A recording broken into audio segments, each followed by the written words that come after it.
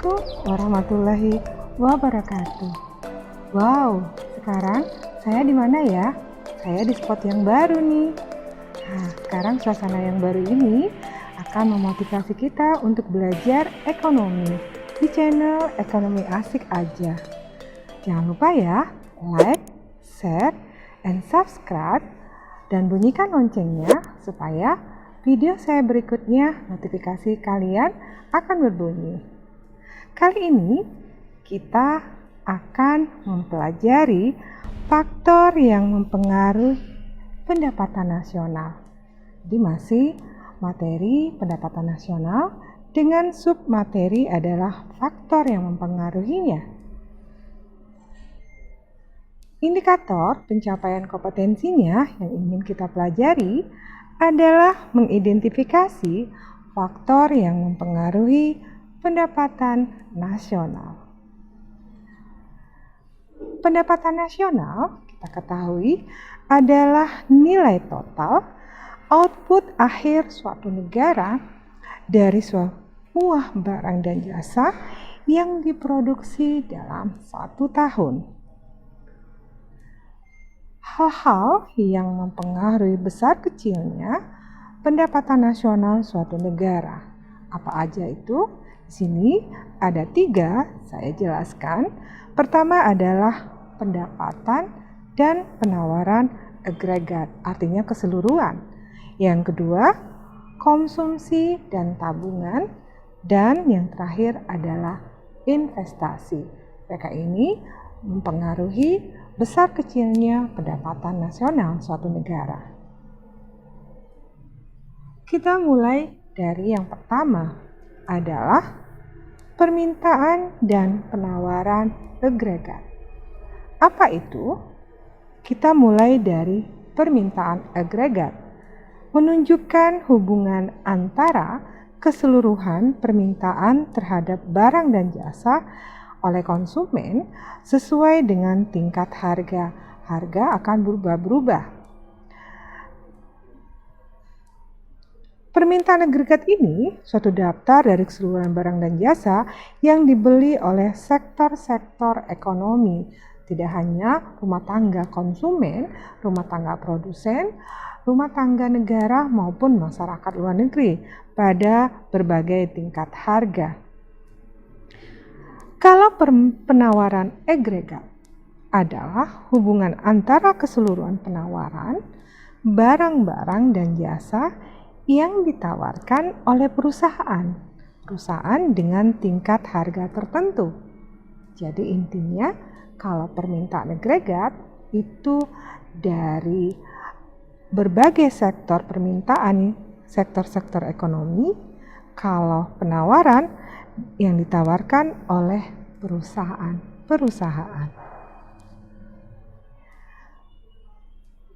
Hubungan antara permintaan agregat, penawaran agregat, harga, hasil produksi, dan tenaga kerja bila terjadi perubahan pada permintaan agregat penawaran adalah sebagai berikut.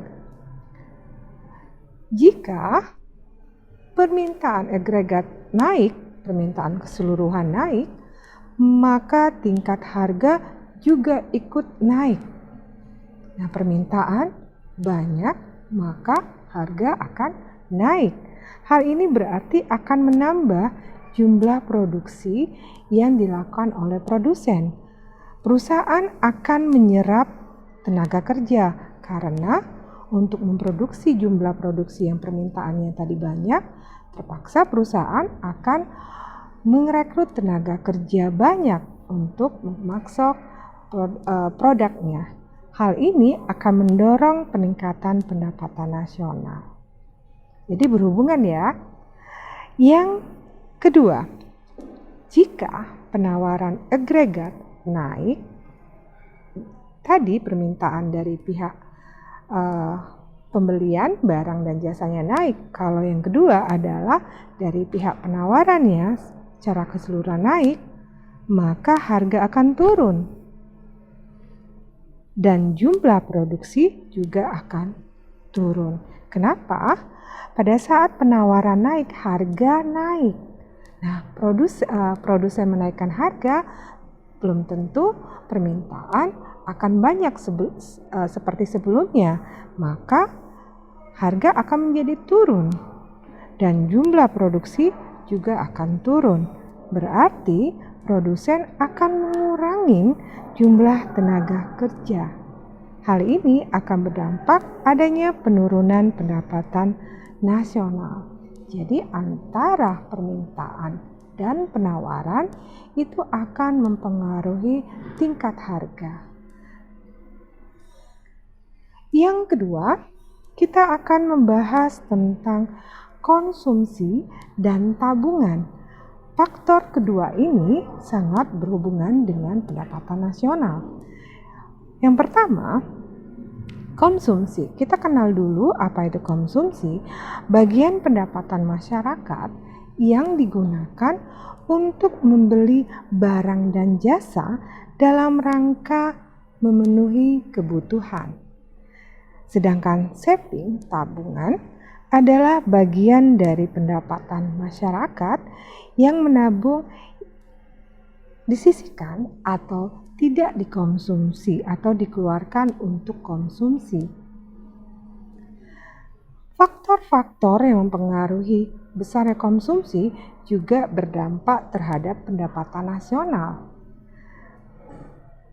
Pertama adalah distribusi pendapatan nasional. Untuk materi distribusi pendapatan nasional yang lebih mendetail, nanti video berikutnya yang saya akan jelaskan. Nah, faktor yang kita lanjut lagi, faktor yang mempengaruhi besar konsumsi yang pertama ini adalah distribusi pendapatan nasional. Masyarakat yang berpendapatan tinggi mempunyai marginal propensity to consume (MPC) atau tambahan konsumsi karena pendapatan tinggi ini ya, lebih rendah daripada masyarakat yang berpendapatan rendah. Jika pemerintah melakukan redistribusi pendapatan dari masyarakat yang berpendapatan tinggi kepada masyarakat berpendapatan rendah, maka konsumsi masyarakat berpendapatan rendah akan naik. Jadi di sini adalah retribusi, intinya pemerataan pendapatan nasional antara masyarakat yang berpendapatan tinggi dengan masyarakat berpendapatan rendah.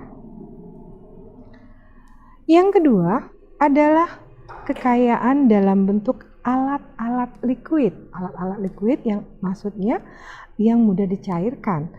Jika masyarakat banyak mempunyai alat-alat liquid, misalnya cash, barang tunai, uang tunai, maka akan menyebabkan besarnya pengeluaran konsumsi masyarakat semakin tinggi. Yang ketiga adalah barang-barang konsumsi tahan lama. Jika masyarakat telah memiliki barang-barang konsumsi tahan lama ini berarti masyarakat tidak membeli lagi dengan jangka waktu yang cepat atau dalam waktu dekat. Maka pengeluaran konsumsi untuk barang-barang tersebut akan berkurang. Dan yang keempat adalah kebijakan finansial perusahaan. Umumnya, orang-orang yang ingin membeli saham karena mengharapkan dividen. Dividen itu pembagian laba. Besar kecilnya dividen akan dibayarkan mempengaruhi jumlah pengeluaran untuk konsumsi. Seandainya saya adalah investor dan pendapatan saya dalam bentuk dividen yang besar, maka tingkat konsumsi saya akan juga tinggi. Yang kelima adalah ramalan perubahan harga. Apa itu? Harga barang dan jasa biasanya tidak stabil.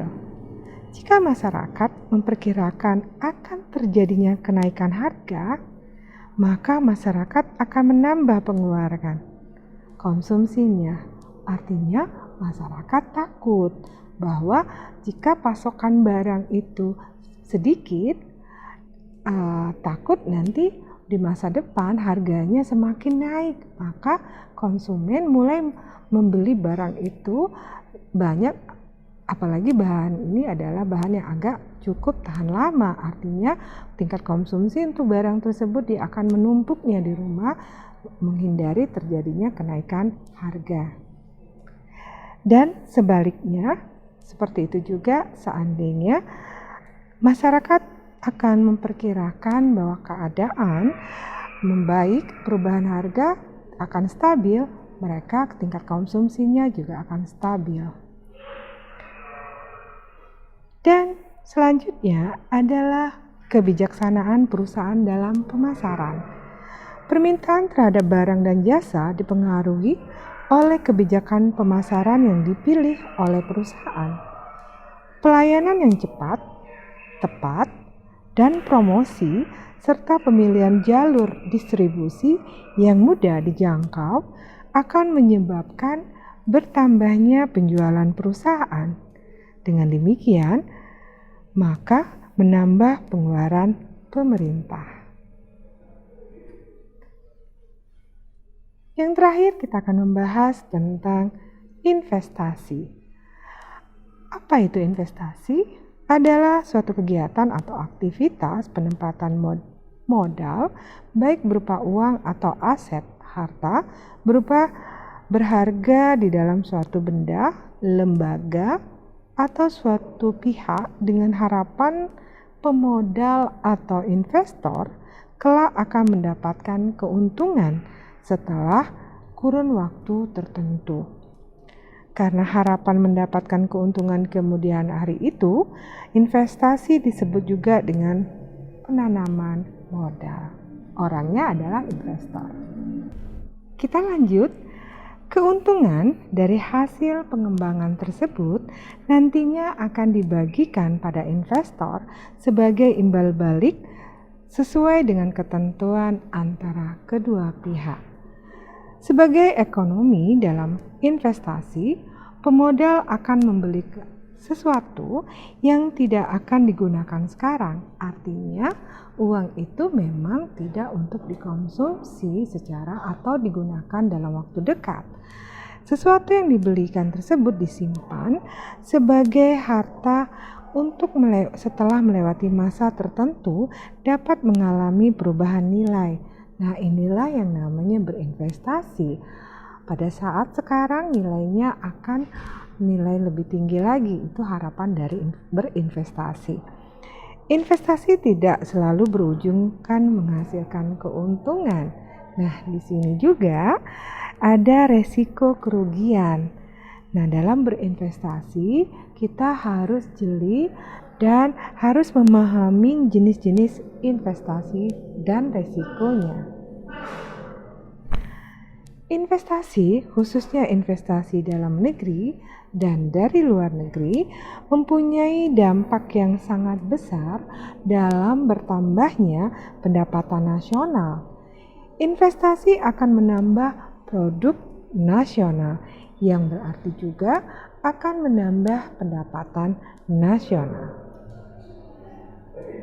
Menurut Paul A. Samuelson, faktor yang mempengaruhi besar kecilnya investasi ada 3 hal, yaitu jumlah output keseluruhan, kedua biaya investasi, ketiga adalah ekspektasi masa depan.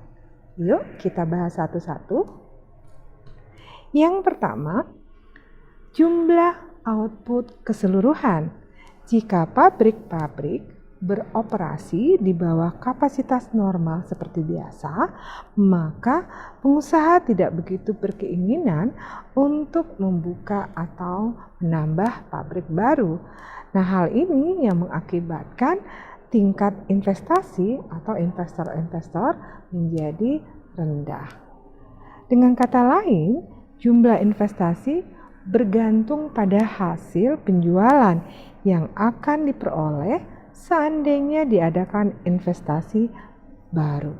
Oleh karena pabrik-pabrik beroperasi di bawah kapasitas normal, maka mengadakan investasi adalah hal yang sia-sia.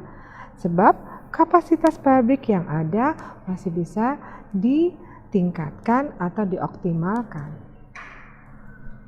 Yang kedua adalah biaya investasi. Biaya investasi terdiri dari biaya suku bunga pinjaman dan pajak. Suku bunga merupakan mekanisme yang digunakan di dalam kebijakan moneter. Jika suku bunga di pinjaman dan pajak meningkat, investasi akan cenderung turun. Karena apa? Karena peningkatan tersebut dapat memperbesar biaya investasi secara keseluruhan. Dan yang terakhir adalah faktornya ekspektasi di masa depan. Ekspektasi masa depan adalah tingkat harapan dan kepercayaan di dalam dunia bisnis. Jika kalangan pengusaha beranggapan bahwa kondisi ekonomi akan membaik di masa depan, maka investor akan meningkatkan investasinya. Sebaliknya, jika diperkirakan ekonomi akan mengalami penurunan atau depresi, maka investasi tidak akan dilakukan atau investor akan mengurangi investasi atau penanaman modalnya. Inilah faktor-faktor yang mempengaruhi besar kecilnya pendapatan nasional. Semoga materi ini bermanfaat dan jangan lupa ya, like, share, and subscribe video ini supaya channel ini lebih berkembang. Jangan lupa notifikasinya dibunyikan ya. Nanti saya akan lanjut pada materi pendapatan per kapita dan distribusi pendapatan. Assalamualaikum warahmatullahi wabarakatuh.